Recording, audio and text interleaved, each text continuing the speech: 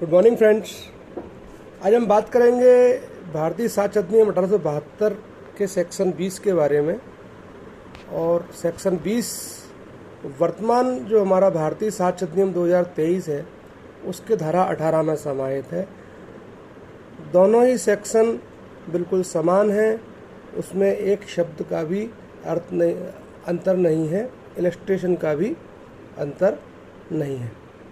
तो हम समझेंगे आज सेक्शन 20 को। तो सेक्शन 20 विकेरियस लायबिलिटी की बात करता है, प्रतिनिधिक दायित्व की बात करता है। अर्थात अगर हमने अपना कोई कार्य करने के लिए अपने प्रतिनिधि को नियुक्त किया हुआ है तो हमारे प्रतिनिधि द्वारा किया गया कार्य हमारे द्वारा किया गया कार्य माना जाएगा। अब जो सेक्शन 19 और 20 के बारे में मैंने आपको कल भी बताया था कि जो सेक्शन 19 और 20 इस नियम का अपवाद है कि पक्षकारों से भिन्न व्यक्तियों द्वारा किए गए कथन स्वीकृति के रूप में पक्षकारों के विरुद्ध रिलेवेंट नहीं होते हैं। तो सेक्शन 20 जब हम पढ़ेंगे तो हमको मालूम होगा कि वह व्यक्ति जो पार्टी ऑफ द सूट नहीं है उसके द्वारा अगर कोई स्टेटमेंट दिया गया है तो कब वह पार्टी के खिलाफ स्वीकृति के रूप में रिलेवेंट माना जाएगा। तो देखिए सेक्शन 20 को हम देखते हैं। सेक्शन 20 क्या कहता है कि वाद के पक्षकार द्वारा अव्यक्त रूप से निर्दिष्ट व्यक्तियों द्वारा की गई स्वीकृति। इसकी हेडिंग क्या कह रही है? जो वाद का पक्षकार है उसने अव्यक्त रूप से निर्दिष्ट किया है किसी व्यक्ति को स्वीकृति करने के लिए। अव्यक्त मतलब शब्दों से या लिखित एक्सप्रेस किया हुआ होना चाहिए उसको। तो क्या कह रहा है? वे कथन जो उन व्यक्तियों द्वारा किए गए हैं जिनको वाद के किसी पक्षकार ने किसी विवादग्रस्त यानी सब्जेक्ट मैटर जिस चीज़ के बारे में विवाद है दोनों पक्षों में, उस सब्जेक्ट के बारे में जानकारी के लिए उसको एक्सप्रेसली उसने डायरेक्ट किया है, निर्दिष्ट किया है पक्षकार ने।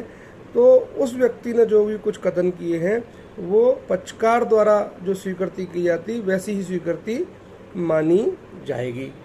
इसका एक एग्जाम्पल्स है बहुत पुराना जो हमारी वर्तमान भारतीय साक्ष्य अधिनियम 2023 में भी है और पुराने भारतीय साक्ष्य अधिनियम 1872 में भी वही इलस्ट्रेशन दिया गया है। और ये एग्जाम में भी बहुत आता है, ये इलस्ट्रेशन बहुत इंपॉर्टेंट इलस्ट्रेशन है। कि प्रश्न ये है कि क्या का द्वारा खाक को बेचा गया घोड़ा अच्छा है। अब मिस्टर ए मिस्टर बी से कहते हैं कि भाई आप जाकर सी से पूछ लीजिए, सी सब कुछ घोड़े के बारे में जानता है। अब जब बी सी से घोड़े के बारे में पूछने जाएगा तो सी बी को जो कुछ भी उस घोड़े के बारे में बताएगा वो ऐसा माना जाएगा कि वो मिस्टर ए के द्वारा ही कहा गया है और वह मिस्टर ए के विरुद्ध स्वीकृति के रूप में रिलेवेंट माना जाएगा। अब मान लीजिए क्या होता है कि उसने घोड़े के बारे में उसको जानकारी दे दी, उसने घोड़ा खरीद लिया। अब बाद में उस घोड़े में कुछ कमियां निकल आई। अब मिस्टर बी मिस्टर ए के खिलाफ सूट लेकर आए कि भाई आपने हमको झूठी जानकारी देकर ये घोड़ा दिया है। तो अब मिस्टर ए मिस्टर बी से ये नहीं कह सकते कि भाई वो जानकारी तो सी ने दी थी, मैंने थोड़ी दी है।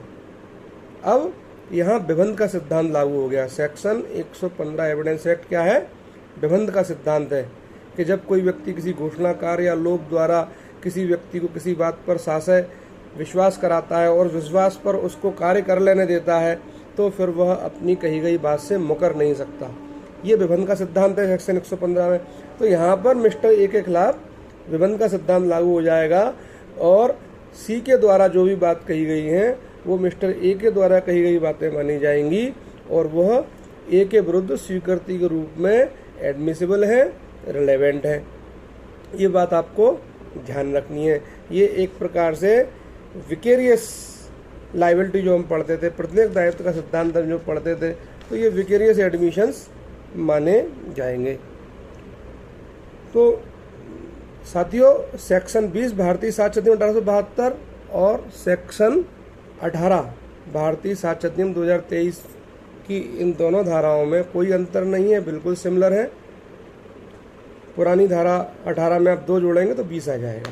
चलिए अब इसमें एक बहुत महत्वपूर्ण केस लॉ है आप इसको नोट कर लीजिएगा, KM Singh versus secretary association of Indian university. ये 1992 वॉल्यूम 3 SCC 129 पेज नंबर पर यह केस लॉ दिया गया है।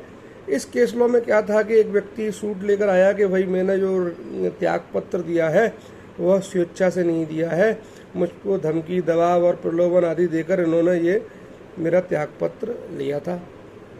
अब ये केस पहुंचा साहब कोर्ट में। अब कोर्ट में जब ये केस पहुंचा तो भाई जो मिस्टर ए थे उन्होंने ये कहा कि अगर मिस्टर बी जो उनकी कंपनी में काम करते हैं, अगर वो गुरुद्वारे में आकर शपथ लेकर ये कह देते हैं कि ये त्याग पत्र इन्होंने अपनी स्वेच्छा से दिया है तो मैं उनकी बात को मान लूँगा।